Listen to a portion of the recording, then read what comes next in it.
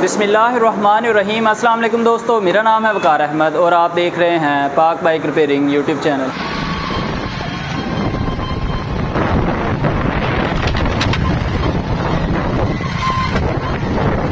दोस्तों, क्या आपकी बाइक जब भी जंप से गुजरती है तो पीछे से ठक ठक की आवाज़ आती है? जैसे ही कोई जंप लगे, ठक ठक की आवाज़ आए तो आप समझ लें कि आपकी बाइक के शॉकों में फ़ॉल्ट है। अब आप इस सूरत में हो सकता है शॉक रिप्लेस करवाएं, लेकिन शॉक रिप्लेस करवाने की ज़रूरत नहीं है। इस सिचुएशन में सबसे पहले आपने अपनी बाइक के शॉक के पंप चेक कर लेने हैं। हो सकता है आपकी बाइक के शॉक के जो पंप हों वो लीक हों। जब शॉक के पंप लीक हो जाते हैं तो शॉक के पंप लीक होने की वजह से आपकी बाइक की शॉकों से ठक ठक की आवाज़ आती है।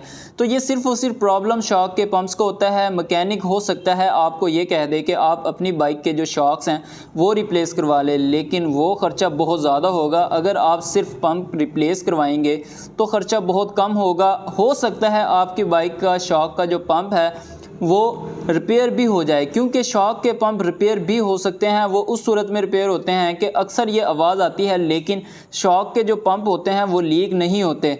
लीक होने के बाद अगर जो आवाज़ आए तो फिर पंप रिप्लेस करने पड़ते हैं। अगर शॉक पंप लीक ना हो फिर भी आवाज़ आए तो फिर शॉक पंप रिपेयर हो सकते हैं। तो अभी हम सबसे पहले इस शॉक के पंप को खोल के चेक करवाते हैं कि इसमें फ़ॉल्ट क्या है और हम इस पंप को क्यों रिप्लेस कर रहे हैं। अब शॉक पंप रिप्लेस करने के लिए एक अदद पुलर आपके पास होना ज़रूरी है। अगर पुलर है तो बआसानी आप शॉक को मुकम्मल डिसअसेंबल कर लेंगे। अब आप देख सकते हैं शॉक पंप जब लीक होगा तो बहर ऑयल भी आपको वाज़े तौर पे नज़र आएगा और आप देख सकते हैं ये पंप बिल्कुल इजीली ऊपर की तरफ आ रहा है और बहुत ही आसानी से खुद ब खुद नीचे की तरफ चला जा रहा है। तो इसका मतलब है कि पंप का जो काम है वो बिल्कुल भी नहीं कर रहा। अभी आपको हम क्रॉनलीफान कंपनी का पंप खोल के चेक करवाते हैं कि क्रॉनलीफान कंपनी का जो पंप है वो किस तरह से वर्किंग कर रहा है और सही पंप की क्या निशानी होती है। अब पंप का बेसिकली जो काम होता है, जो स्प्रिंग होता है जब नीचे की तरफ प्रेस होगा, अगर जो सिर्फ स्प्रिंग लगा हो तो वो उतनी ही फोर्स के साथ ऊपर की तरफ झटके से ऊपर आएगा, तो उस सूरत में आवाज़ भी आएगी और आपको बाइक बहुत ज़्यादा अनकंफर्टेबल लगेगी।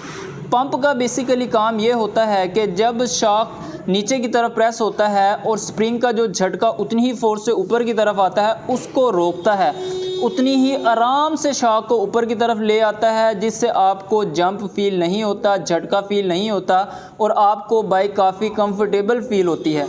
अब इस बाइक का अभी एक शॉक का पंप लीक हुआ है और प्रॉब्लम शुरू हो गई है। अभी हम इसका एक शॉक का पंप रिप्लेस कर देंगे तो मसला हल हो जाएगा। न्यू शॉक काफ़ी ज़्यादा महंगे होते हैं। अगर आप सिर्फ और सिर्फ एक पंप रिप्लेस करवाएंगे तकरीबन 500-600 रुपये का एक पंप होता है, कुछ लेबर चार्जेस होंगे। आपको अपनी बाइक के जो शॉक्स हैं 3500-4000 रुपये के चाइना बाइक के शॉक होते हैं क्रॉनलीफान कंपनी के, अच्छी क्वालिटी के, तो वो आपके पैसे काफ़ी ज़्यादा बच सकते हैं। अगर आपकी बाइक के शॉक के पंप लीक हों तो सिर्फ आपने पंप रिप्लेस करवाने हैं। अब हमने शॉक को मुकम्मल तौर पे असेंबल कर लिया है। अब इसको बाइक के साथ फिट करके आपको दोबारा भी चेक करवाते हैं कि इसकी जो वर्किंग है अब पहले की निस्बत कितनी ज़्यादा बेहतर हुई है। जब भी आप शॉक के पंप रिप्लेस करें तो ऊपर वाला जो बुश है, नीचे वाला तो डेफिनेटली पंप के साथ होगा, लेकिन जो ऊपर वाला बुश है वो आपने चेक कर लेना है, वो ख़राब हो तो वो भी रिप्लेस कर देना है। और जैसा कि आपने अभी देखा कि पायदान जाली लगाने से पहले हमने वाशर रखी है, उसके बाद जाली लगाई और 14 नंबर का नट लगाया। तो अक्सर लोग ये भी करते हैं कि जाली के आगे वाशर रख के फिर नट लगा देते हैं, जिससे वर्किंग डिस्टर्ब होती है। अब यहाँ पे वर्किंग बिल्कुल 100% ओके हो चुकी है। वीडियो पसंद आए तो वीडियो को लाइक कर दीजिएगा और चैनल अभी तक सब्सक्राइब नहीं किया तो काइंडली ज़रूर सब्सक्राइब कर